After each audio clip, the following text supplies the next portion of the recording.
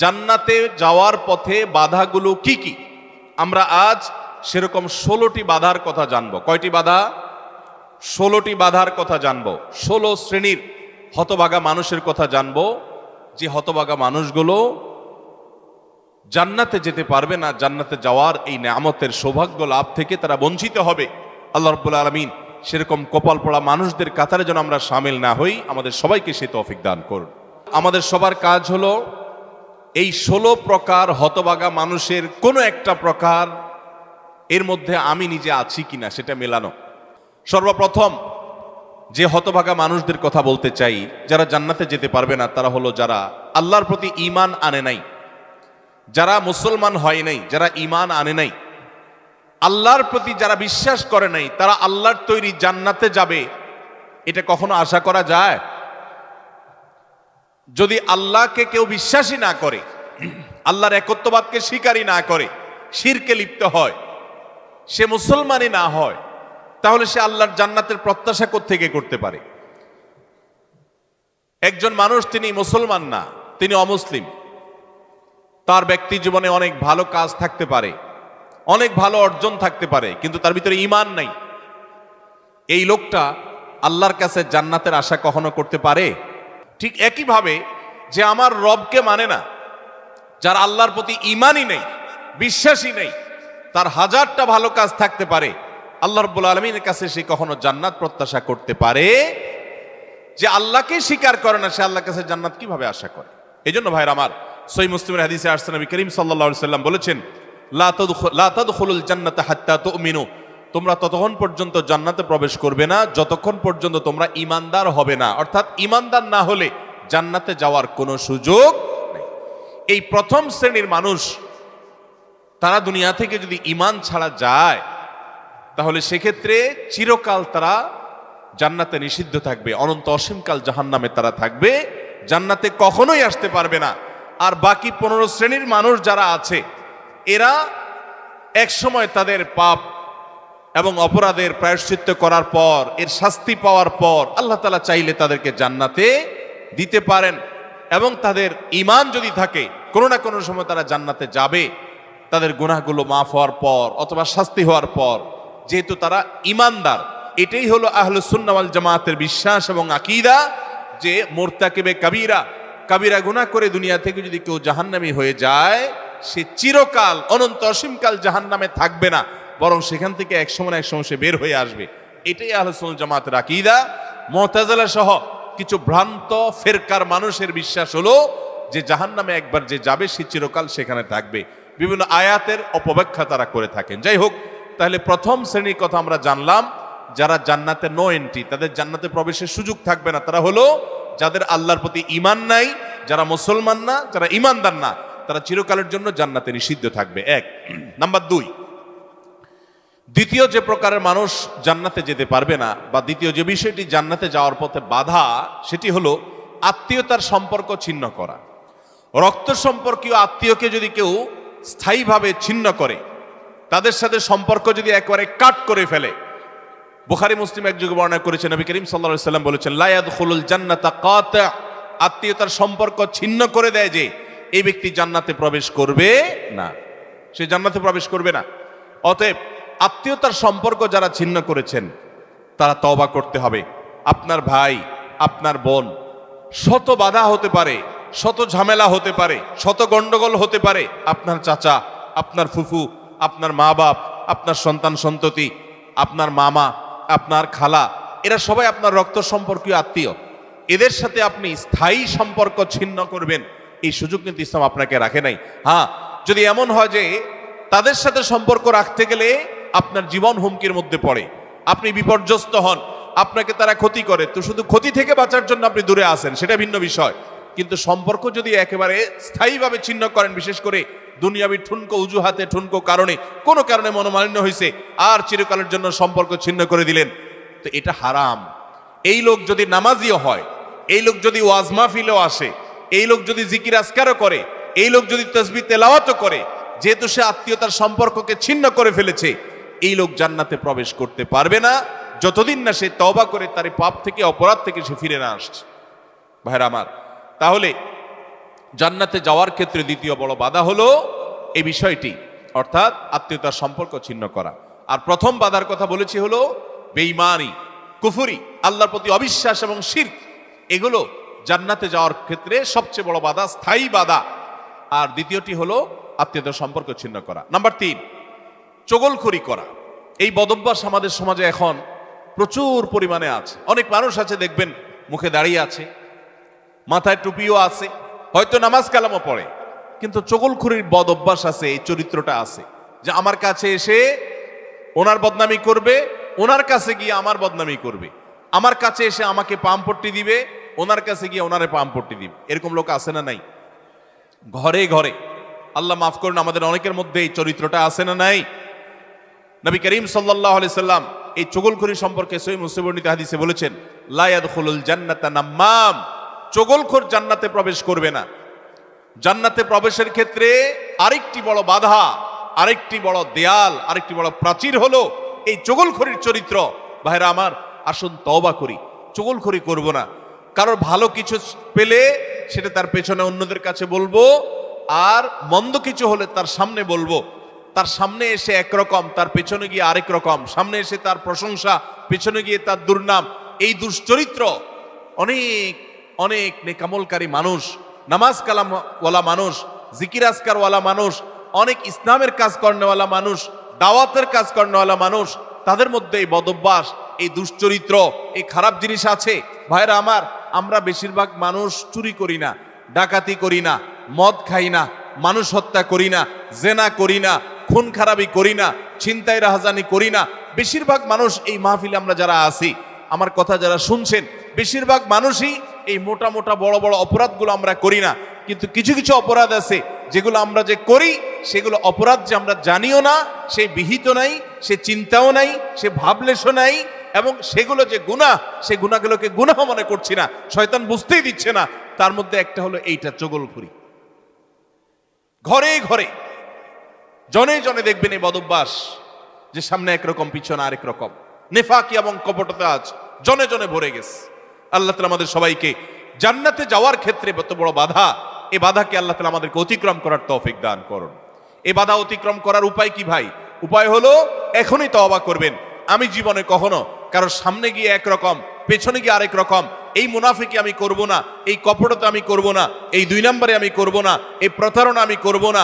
কোনো মানুষের সামনে গিয়ে ভালো সাজবো, পেছনে গিয়ে দুর্নাম করব না, আরেকজনের কাছে গিয়ে তার দুর্নাম করা, আর আবার তার কাছে গিয়ে আরেকজনের দুর্নাম করা, অর্থাৎ দুজনের মধ্যে লাগালাগি করে দেওয়ার জন্য যে ভূমিকা, সেই ভূমিকা অবতীর্ণ হওয়া, এই চগলখড়ি, এটা হলো জান্নাতে যাওয়ার ক্ষেত্রে তৃতীয় বড় বাধা। চগলখোর সে জান্নাতে no entry থাকবে।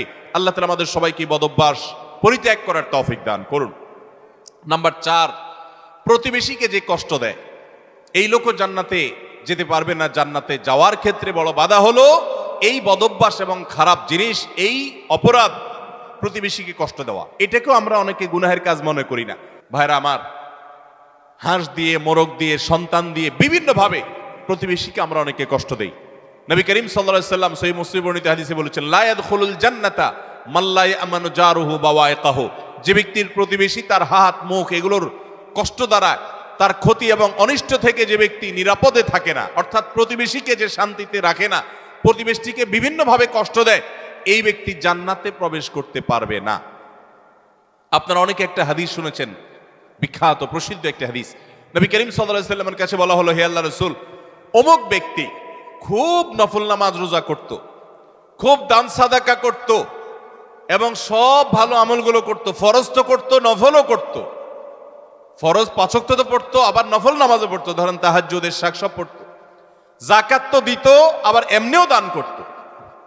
তার আমলের কোনো কমতি ছিল না। একটা দুর্বলতা ছিল যে প্রতিবেশীকে সে কষ্ট দিত, ঝগড়াঝাটি করত, তাদের হক নষ্ট করত।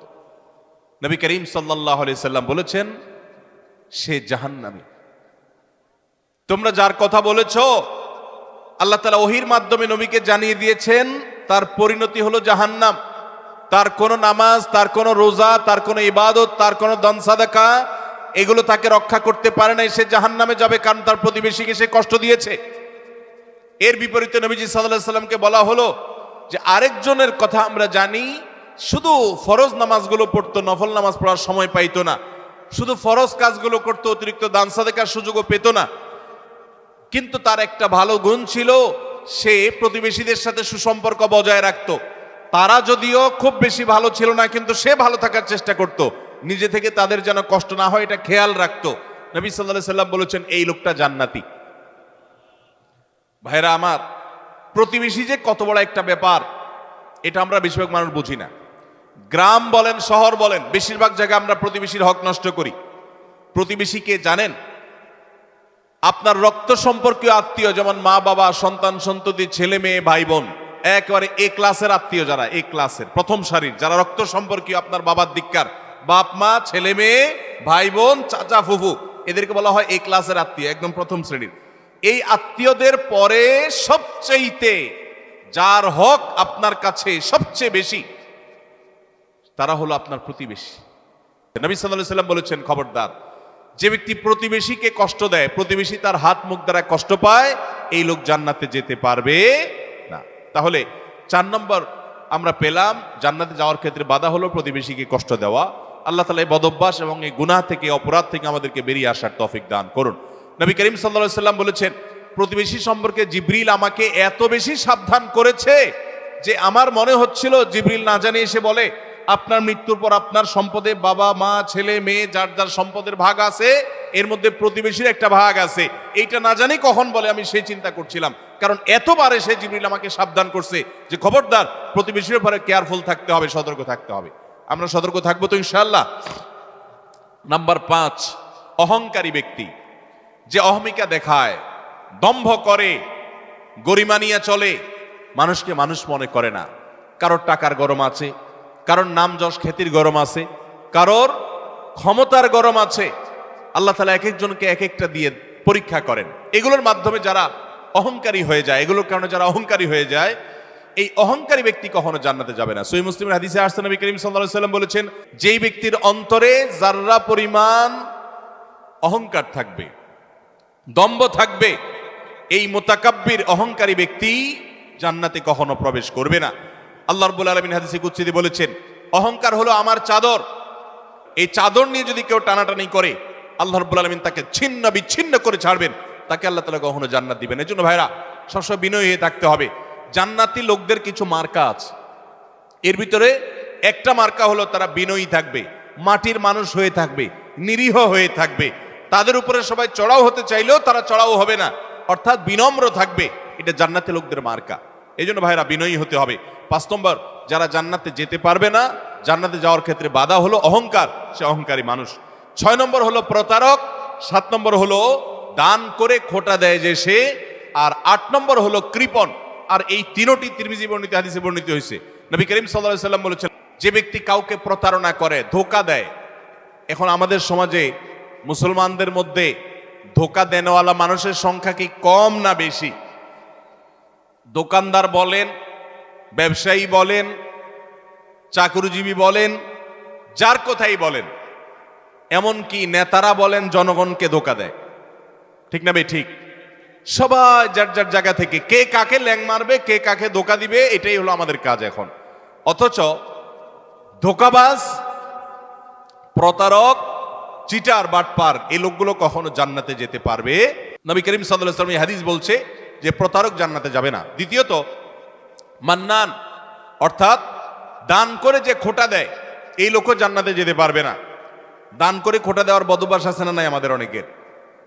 দান করেছেন আল্লাহকে খুশি করার জন্য, যদি আপনি খোটা দেন তাহলে আপনার ওই দান বরবাদ হয়ে যায়, ওটা নষ্ট হয়ে যায়। আল্লাহ বলেছেন, লা তুবতিলু সাদাকাতিকুম বিল মান্নি ওয়াল আযা, তোমরা দান করার পর খোটা দিয়া, কষ্ট দিয়া, যাকে দান করছো তাকে কষ্ট হয় এরকম কথা বলে ওই দানকে বরবাদ করে দিও না। আমরা অনেকে এই কাজ করি। দান করেছেন, ওই ব্যক্তির কাছ থেকে থ্যাঙ্কসের আশাও করবেন না। থ্যাঙ্কস মানে কৃতজ্ঞতা, সে আদায় করবে, শুকরিয়া দিবে, সে আপনার স্বীকৃতি দিবে, এই আশাটাও আপনি করতে যাবেন না।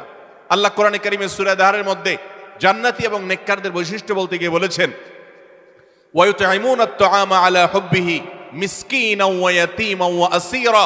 জান্নাতি মানুষগুলো, আবরার এবং নেককাররা হলো তারা আল্লাহর মহব্বতে মিসকিনকে, বন্দীকে, অন্যান্য অভাবী মানুষদেরকে তারা খাদ্য দেয়, এবং বলে, তারা বলে আমরা আল্লাহর জন্য তোমাদেরকে খাদ্য দিচ্ছি, তোমাদের কাছ থেকে এর কোনো ফিডব্যাক বিনিময় তো চাই না, এমনকি শুকরিয়া তোমরা যে আমাদেরকে থ্যাঙ্কস বলবা সেটা পর্যন্ত আমরা আশা করি না, দরকার নেই।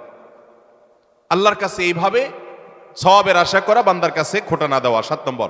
8 নম্বর হলো কৃপণতা। এটা জাহান্নামের যাওয়ার অন্যতম বড় মাধ্যম, এবং জান্নাতে যাওয়ার ক্ষেত্রে বাধা হলো কৃপণতা। নবী করিম সাল্লাল্লাহু আলাইহি সাল্লাম কৃপণ ছিলেন না, তার অনেক সম্পদ ছিল না, কিন্তু যা ছিল সেটা অকাতরে তিনি দান করতেন। তার যে দানশীলতা, আম্মা জান আয়েশা রাদিয়াল্লাহু তাআলা বলতেন যে তিনি দানশীলতা তার বিশেষ করে রমজান এলে এমন বেড়ে যেত যে মুক্ত বাতাসের মতো, যে চাইতো তাকেও দিত, যে চাইতো না তাকেও দিত, সর্বত্র তার দান ছড়িয়ে যেত।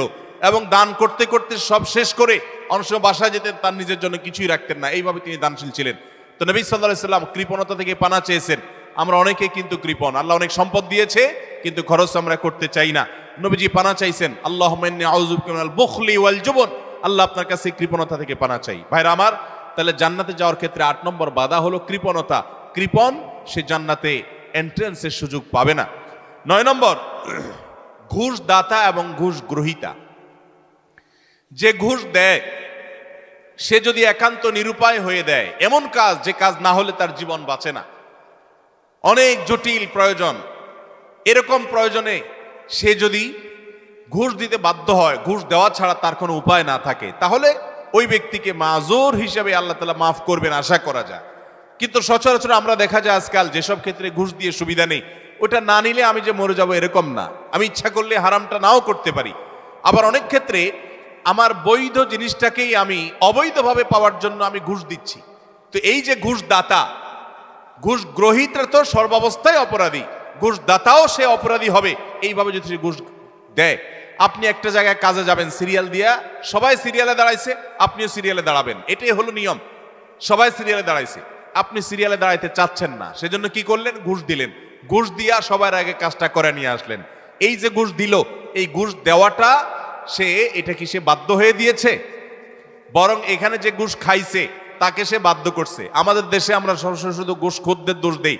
ঘুষখোরদের তো দোষ আছেই শতভাগ, কিন্তু অনেক সময় ঘুষ যারা দেয় তাদেরও দোষ কম নাই। অনেক অফিসার আছে ঘুষ না খাইলে ক্লায়েন্টরা বরং পেরেশান হয়ে যায় যে এই স্যার, নতুন স্যার ঘুষ খায় না, তাহলে তো পেরেশানির ব্যাপার, কিভাবে 2 নম্বর এটা আদায় হবে। অতএব ভাইরা আমার, ঘুষ দাতা এবং গ্রহীতা, তাবরানী হাদিসে আসছে, নবী করিম সাল্লাল্লাহু আলাইহি ওয়াসাল্লাম বলেছেন, আর রাশি ওয়াল মুরতাশি ফাফিন্নার, ঘুষ দাতা ঘুষ গ্রহীতা উভয় জাহান্নামে যাবে। অতএব ঘুষ দিতেও খুব সাবধান, আর যারা ঘুষ খাচ্ছে তাদের কথা তো বলাই বাহুল্য। তাহলে জান্নাতে যাওয়ার ক্ষেত্রে এই ঘুষ দেওয়া নেওয়া এটা একটা বড় বাধা, আর জান্নাতি হতে পারবে না, জান্নাতে নো এন্ট্রেন্স থাকবে ওই সমস্ত লোকদের যারা এটা করে। নাম্বার 10, মাতা পিতার অবাধ্য। নাম্বার 11, নেশাগ্রস্ত, নেশায় আসক্ত। এ সম্পর্কে নাসাই বর্ণিত হাদিসে আসছে, নবী করিম সাল্লাল্লাহু আলাইহি ওয়াসাল্লাম বলেছেন, লা ইয়াদখুলুল জান্নাতা আকুন ওয়ালা মান্নান ওয়ালা মুদমিনু খামরিন, জান্নাতে যেতে পারবে না মা বাবার নাফরমান, মা বাবার অবাধ্য, মা বাবার সাথে বেয়াদবি করে, মা বাবার যৌক্তিক নির্দেশগুলোকে লঙ্ঘন করে। অনেক মানুষ আছে দেখবেন নামাজ কালাম পড়ে, কপালে সিজদা পড়ে গেছে, অন্য অনেক ভালো কাজ করে, কিন্তু মা বাবার প্রতি তিনি অনুগত নন, তাদের সাথে নাফরমানি করে। এই সন্তান কখনো জান্নাতে যেতে পারবে না যাবত না আল্লাহ তাআলা তাকে মাফ না করেন, অথবা তার এই পাপের প্রায়শ্চিত্ত সে না করে। অর্থাৎ এটা জান্নাতে যাওয়ার ক্ষেত্রে বাধা, মাতা পিতার নাফরমান। আর 11 নম্বর হলো মাদকে আসক্ত, যেটা এই একই হাদিসে নাসাই বর্ণিত হাদিসে আছে। মাদক আসক্ত অর্থাৎ মাদক সেবন করতে করতে এটা দেশে অভ্যস্ত হয়ে পড়েছে, এটা স্থায়ী রোগে পরিণত হয়েছে, এই লোকটাও জান্নাতে যেতে পারবে না। 12 নম্বর হলো ওই লোক যার শরীর হারাম দ্বারা গঠিত হয়েছে, যার গোশত, মাংস, রক্ত হারাম খেয়ে, হারাম উপার্জন করে করে এগুলো গঠিত হয়েছে। সেটা সুদের টাকায় হোক, সেটা ঘুষের টাকায় হোক, সেটা চুরির টাকায় হোক, সেটা দুর্নীতির টাকায় হোক, সেটা যেভাবেই হোক না কেন। এই সম্পর্কে মুসনাদ আহমদের হাদিস আছে, নবী করিম সাল্লাল্লাহু আলাইহি ওয়াসাল্লাম বলেছেন, লা ইয়াদখুলুল জান্নাতা জাসাদুন নাবাতা বিসসুহত, যে শরীর হারাম দ্বারা বৃদ্ধি হয়েছে, হারাম দ্বারা গঠিত হয়েছে, সে শরীর জান্নাতে প্রবেশ করবে না। এটা হলো 12 নম্বর। 13 নম্বর হলো অহংকারী ব্যক্তি, যে শুধু অহংকার করে তা নয়, অহংকারের পাশাপাশি আরেকটা বদ অভ্যাস আছে, আরেকটা রোগ আছে, যে রীতিমতো কাউকে পাত্তা দেয় না এবং গোয়ার কিসিমের হয়। গোয়ার কিসিমের হয়, খুব তেড়া কিসিমের হয়, শক্ত মেজাজি হয়, কোনোভাবেই সে নরম হতে চায় না। এই অতুল এবং জাওয়াজ, আবু দাউদ শরীফের হাদিসের বর্ণনা মতে এই টাইপের মানুষও জান্নাতে যেতে পারবে না। যারা অনেক বেশি এরকম গোয়ার হয় এবং রূঢ় স্বভাবের হয়, স্বভাবটাই হলো রূঢ়, স্বভাবটাই হলো রুষ্ট, সে সবসময় মানুষের সাথে এরকম কঠোর স্বভাবের হয়, তার মনটাই হলো পাথরের মতো, এই মানুষগুলো জান্নাতে যেতে পারবে না। এবং আবু দাউদের হাদিস সেটি বলছে। আর 14 নম্বর হলো গণক, যে ভবিষ্যতে কি হবে না হবে মানুষের সমস্ত গণক গণনা করে বিভিন্ন খবর বলে দেয়। অনেক সময় এগুলো সত্যও হয় এবং কুফরি কালাম করে শয়তানের আশ্রয় নিয়ে ব্ল্যাক ম্যাজিকের মাধ্যমে, জাদুবিদ্যার মাধ্যমে বিভিন্নভাবে এরকম অনেক কিছু বলতে পারে তারা, এবং সেগুলো খেটেও যেতে পারে, অস্বাভাবিক নয়। কিন্তু এই যে অসৎ উপায়ে কুফরি কালামের মাধ্যমে, জাদুর মাধ্যমে শয়তানের আশ্রয় নিয়ে ভবিষ্যৎ সম্পর্কে বলে দেয়, এই রকম গণক যারা, এরাও জান্নাতে যেতে পারবে না। এমনকি তাদের কাছে যারা যায়, যারা তাদের কথা বিশ্বাস করে, আস্থা রাখে, এদের ইবাদত পর্যন্ত একটা মেয়াদ পর্যন্ত কবুল হবে না, হাদিসে বলা হয়েছে। তাহলে 14 প্রকার হলো এই গণক। আর 15 নম্বর হলো জাদুকর, যারা ব্ল্যাক ম্যাজিক করে মানুষকে। আজকাল এই ব্ল্যাক ম্যাজিক ভাই ঘরে ঘরে হয়ে গেছে, ঘরে ঘরে দুষ্ট জিনকে দিয়ে, শয়তানের আশ্রয় নিয়ে ব্ল্যাক ম্যাজিশিয়ানরা ব্ল্যাক ম্যাজিক করে। দেখবেন যে বিভিন্ন পোস্টারে লেখা কামরূপ কামাখ্যা থেকে প্রশিক্ষণ প্রাপ্ত, আছে না নাই? ফেসবুকে দেখবেন বিভিন্ন কমেন্টে এরকম পোস্টার পোস্ট করে অনেক অনেক লোক। আবার অনেক সময় দেখবেন বিভিন্ন জায়গায় জায়গায় এগুলো আছে। ঘরে ঘরে দেখবেন এমন অনেক রোগী আছে যেই রোগীদের কোনো ট্রিটমেন্ট ডক্টররা করতে পারছেন না। দেশ বিদেশ ঘুরে, বহু হাসপাতাল ঘুরে, বহু ট্রিটমেন্ট নিয়েও কোনো চিকিৎসা করাতে পারছেন না, কোনো ট্রিটমেন্ট হচ্ছে না, সুস্থ হচ্ছে না। এগুলোর একটা অংশ, আমি সবগুলো বলছি না, একটা বড় অংশ ব্ল্যাক ম্যাজিকের রোগী আস্তে আস্তে শেষ হয়ে যাচ্ছে। বিভিন্ন বর্ণনা আছে সম্পর্কে। ব্ল্যাক ম্যাজিক এটা ওটের উপর যদি পড়ে তো ওটকে পাতিল পর্যন্ত নিয়ে যায়, অর্থাৎ শেষ হয়ে যায়, জবাই করে খাওয়া ছাড়া উপায় থাকে না, আর মানুষকে কবর পর্যন্ত নিয়ে ছাড়ে। অন্য আরেক হাদিসে আছে যে এই যে মানুষের হিংসাত্মক দৃষ্টি, কুদৃষ্টি, বদনজর, এটা ভাগ্যকে পর্যন্ত আল্লাহর ফয়সালাতেই পরিবর্তন পর্যন্ত করে দেয়। এরকম ভয়াবহ একটা বিষয়। তো এই ব্ল্যাক ম্যাজিশিয়ান যারা, এরা জান্নাতে যেতে পারবে না। এবং দুনিয়াতে এদের জন্য চরম শাস্তি, ইসলামী শরিয়া তাদের জন্য মৃত্যুদণ্ড রেখেছে। কারণ এরা স্বামী স্ত্রীর মধ্যে কলহ সৃষ্টি করে। এখন শত শত ফ্যামিলিতে দাম্পত্য সম্পর্কগুলো ভালো নেই। আমার কাছে এরকম শত শত হিস্ট্রি আসে যে স্বামী স্ত্রীর একসময় সম্পর্ক খুব ভালো ছিল, হঠাৎ করে তাদের আর সম্পর্ক ভালো নাই, কেউ কাউকে সহ্য করতে পারছেন না, কেউ একজন ব্ল্যাক ম্যাজিক করেছে। এবং দেখবেন বাসা বাড়িতে অনেক সময় দেখা যায় অস্বাভাবিক জায়গাতে তাবিজ কবজ পাওয়া যায়, আছে না নাই? এরকম কে বা কারা রাখছে, চুল কেটে নিয়ে যায়, জামা কাটা সেটা কেটে নিয়ে যায়, ব্ল্যাক ম্যাজিকের উপাদান এগুলো অনেক সময় হয়। আমরা অনেকে এগুলো জেনেও না জানার ভান করে থাকি, অনেকে জেনেও সেটা সঠিকভাবে এটা রহস্য উদ্ঘাটনের চেষ্টা করি না। তো এই ব্ল্যাক ম্যাজিশিয়ান যারা, এরা সমাজে অশান্তি সৃষ্টি করে, দাম্পত্য জীবনে কলহ সৃষ্টি করে, মানুষের ক্ষতি করে।